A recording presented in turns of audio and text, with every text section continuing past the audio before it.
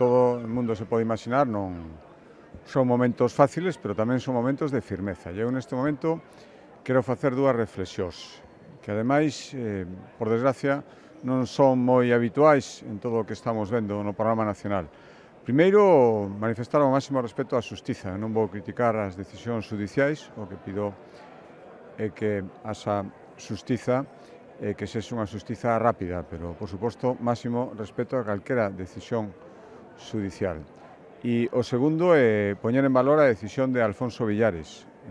Alfonso Villares é unha persoa que, pola súa condición de conselleiro, tiña a condición de aforado e decidiu renunciar ao seu aforamento e, polo tanto, recibir xustiza, ser enxuiciado por un xulgado ordinario, pensando que será a mellor maneira de acreditar a súa inocencia e, ao mesmo tempo, de preservar, como el decía hoxe na súa declaración, a credibilidade das institucións. Por lo tanto, creo que isto é unha mostra da súa firmeza, do convencemento da súa inocencia, e eu agardo que se faga xustiza e se faga xustiza canto antes, o allá que poidamos recuperarlo para a vida pública.